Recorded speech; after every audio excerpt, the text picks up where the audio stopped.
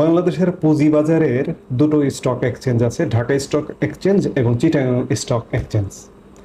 একদিনে পুঁজিবাজার মূলধন হারিয়েছে ঢাকা স্টক এক্সচেঞ্জ 10,000 কোটি টাকা এবং চিটাগাং স্টক এক্সচেঞ্জ 6,000 কোটি টাকা, 16,000 কোটি টাকার মূলধন হারিয়েছে একদিনে। গত 9 মাস যাবতে পুঁজিবাজার মূলধন হারাচ্ছে 37,000 কোটি টাকা। গত 9 মাসে 37,000 কোটি টাকা বাংলাদেশের পুঁজিবাজার মূলধন হারিয়েছে। পুঁজিবাজারের অবস্থা বিগত সরকারের সময় থেকেই খারাপ ছিল। বিগত সরকারের সময় বিশেষ কোনো গোষ্ঠীকে, বিশেষ কোনো সিন্ডিকেটকে দোষারোপ করা হতো।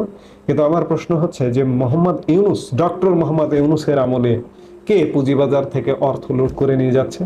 9 মাসে 37,000 কোটি টাকা হারিয়ে গেল কেন? শুধুমাত্র এপ্রিল মাসে 17,000 কোটি টাকা হারিয়েছে। আর ভারত পাকিস্তান হামলার যে রাতে হলো তার পরের দিন সকালেই 16,000 কোটি টাকা নেই হয়ে গেল। অর্থাৎ ভারত পাকিস্তান যুদ্ধ যদি শুরু হয়ে যায়, বাংলাদেশের অর্থনীতির উপর কি পরিমাণ প্রভাব পড়বে আপনি কল্পনা করতে পারেন না। এই মুহূর্তে বাংলাদেশে শুধুমাত্র প্রবাসীদের রেমিটেন্স ছাড়া, রেমিটেন্স তো চেঞ্জ হয় না, যে পরিমাণ আমার প্রবাসী বিদেশে কাজ করছে তারা টাকা পাঠাচ্ছে দেশে, কিন্তু রপ্তানিতে কোনো ধরনের সুখবর নেই। অর্থনীতি ভয়ঙ্কর একটা ভঙ্গুর অবস্থায়। এর মধ্যে যদি ভারত পাকিস্তান যুদ্ধ লাগে কি অবস্থা শুরু হবে, আপনি এই জিনিসটা যদি একটু ঠান্ডা মাথায় ভাবেন তাহলে আপনার শিউরে ওঠার মতো অবস্থা শুরু হবে।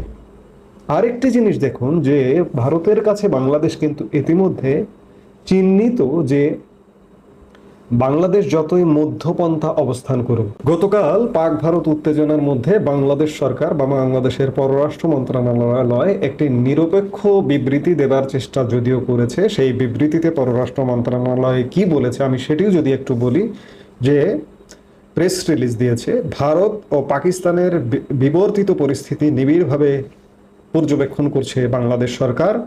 বাংলাদেশ পরিস্থিতির উপর গভীর উদ্বেগ প্রকাশ করেছে এবং উভয় দেশকে শান্ত থাকা, সংযম প্রদর্শন এবং পরিস্থিতি আরও খারাপ করতে পারে এমন কোনো পদক্ষেপ গ্রহণ থেকে বিরত থাকার আহ্বান জানিয়েছে।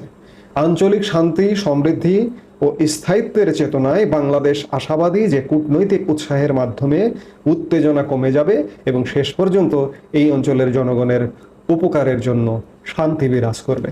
এটি বাংলাদেশের পররাষ্ট্র মন্ত্রণালয়ের বিবৃতি। কিন্তু যতই মধ্যপন্থার বা সহ অবস্থানের বিবৃতি দিন না কেন, বাংলাদেশ ভারতের কাছে চিহ্নিত যে বাংলাদেশের বর্তমান যে অন্তর্বর্তীকালীন সরকার, পুরো বাংলাদেশকে বললে ভুল হবে, বাংলাদেশের মানুষ, আমি ভারতবাসীকে বলবো কিংবা বিশ্ববাসীকে বলবো, বাংলাদেশের মানুষ এই মুহূর্তে আসলে জিম্মি। বাংলাদেশের মানুষ কথা বলতে পারে না, গণমাধ্যম কথা বলতে পারে না, বিশেষ জঙ্গি সন্ত্রাসী গোষ্ঠী দ্বারা জিম্মি। কোনো গণমাধ্যম যদি কথা বলে সেই গণমাধ্যমে হামলা হয়, গণমাধ্যম কর্মীদের চাকরিচ্যুতি ঘটে, যার কারণে আপনারা গতকাল দিনভর দেখেছেন গণমাধ্যম পাকিস্তানের পক্ষে গান গেয়েছে, কিন্তু আসলে এটা গণমাধ্যমের অন্তরের কথা আমি বিশ্বাস করি না। যার দরুন একটা জিম্মি দশায় দেশ, এজন্য এই অবস্থাগুলো ঘটছে। আমি যেটি বলছিলাম যে ভারত পাকিস্তান উত্তেজনা নিয়ে যে সাইড ইফেক্টগুলো পড়ছে, অর্থনীতিতে ব্যাপক সাইড ইফেক্ট পড়ছে। গতকালকে দেখুন ভারত থেকে 114 জনকে, এই যে উত্তেজনার মধ্যে বিএসএফ 114 জনকে পুশিং করেছে। প্রতিবেদনে বলা হচ্ছে একটা গণমাধ্যমের যে ভারতের সীমান্তরক্ষী বাহিনী বিএসএফ বুধবার ভোরে খাগড়াছড়ি, কুড়িগ্রাম ও ভৌরুঙ্গামারী সীমান্ত দিয়ে মোট 114 জনকে বাংলাদেশে পুশ ইন করেছে। এর মধ্যে 66 জন নিজেদেরকে ভারতের গুজরাটের বাসিন্দা বলে দাবি করেছেন এবং অধিকাংশই নারী ও শিশু। খাগড়াছড়ির বিজিবি তাদের হেফাজতে রেখেছে এবং পতাকা বৈঠকের মাধ্যমে তাদের ফিরিয়ে দেওয়ার চেষ্টা চলছে। কুড়িগ্রামে পুশ ইন হওয়া 44 জনের মধ্যে 36 জন রোহিঙ্গা, তারা ভারতের বিভিন্ন কারাগার ও ডিটেনশন সেন্টারে আটক ছিল বলে জানিয়েছে। এই পুশ ইনের ঘটনাটা এটি প্রমাণ করে যে ভারত বাংলাদেশকে আর এতটুকু ছাড় দেবে না। ভারত সরকারকে বাংলাদেশের এই যে অন্তর্বর্তীকালীন সরকার খেপিয়ে দিয়েছে। শুধু তাই নয়, আমি বারবার বলি ভারতের জনমতের কথা, ভারতের জনগণকে পর্যন্ত খেপিয়ে দিয়েছে। এই যে পাকিস্তানে যে জঙ্গি আস্তানায় ভারত হামলা করলো, এর পেছনে প্রধান ক্রীড়ানক ভূমিকা পালন করেছে ভারতীয় জনমত। ভারতীয় জনগণ চাইছিল যে পাকিস্তানে একটা অ্যাটাক করা হোক। বাংলাদেশের প্রতিও কিন্তু সংক্ষুব্ধ, আমি গতকালকেও কথা বলেছি, বারবার বলবো। সেই জায়গা থেকে ভারত কিন্তু এখন থেকে আর একটুকু ছাড় দেবে না বাংলাদেশকে। এটি মাথায় রেখেই বাংলাদেশের চলতে হবে।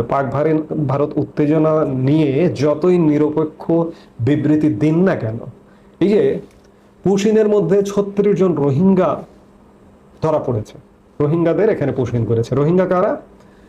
মিয়ানমারের রাখাইন রাজ্যের যে রোহিঙ্গা জনগোষ্ঠী, যেটি বাংলাদেশে এসছে। আমরা শুধু ভারতের সাথে উত্তেজনা বাড়াইনি, আমরা মিয়ানমারের সাথে উত্তেজনা বাড়িয়েছি। গত পরশু বাংলাদেশের রোহিঙ্গা বিষয়ক হাই রিপ্রেজেন্টেটিভ এবং বর্তমানে জাতীয় নিরাপত্তা উপদেষ্টা খলিলুর রহমান বলেছেন যে কে কি মনে করলো কিচ্ছু যায় আসে না, মিয়ানমারের বিদ্রোহী গোষ্ঠীর সাথে তারা যোগাযোগ করবে। মিয়ানমার ইতিমধ্যে ঘোষণা করেছে যে আরাকান আর্মি, মিয়ানমারের রাখাইন রাজ্যে যে বিদ্রোহী গোষ্ঠীটি, তাদেরকে সন্ত্রাসী সংগঠন হিসেবে ঘোষণা করেছে।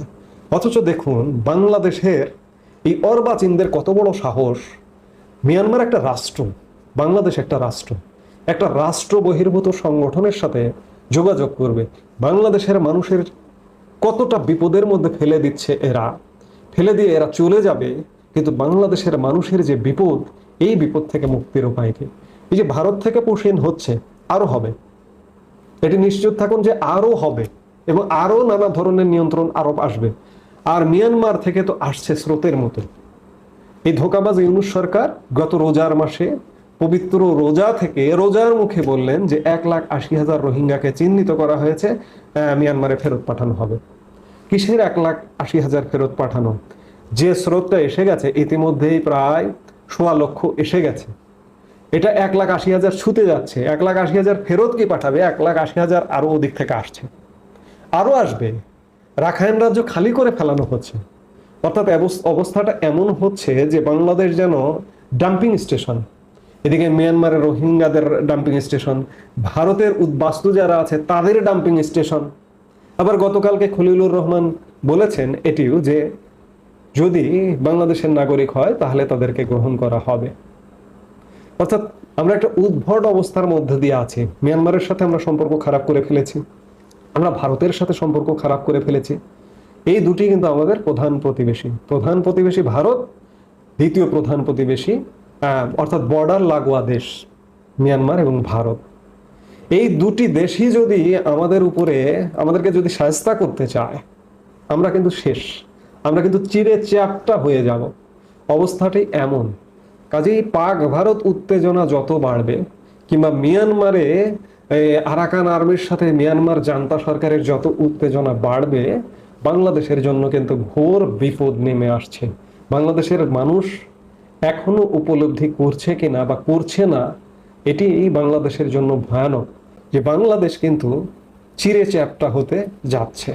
এই চিরে চ্যাপ্টা থেকে উদ্ধার পেতে হলে বাংলাদেশে নির্বাচিত সরকার প্রয়োজন, এবং সেই সরকারি প্রয়োজন পাকপন্থী জঙ্গি সরকার নয়, পাকপন্থী জঙ্গি সরকারের বাইরের সরকার। নইলে বাংলাদেশের এই পরিস্থিতি উন্নতি হবে না। এই মুহূর্তে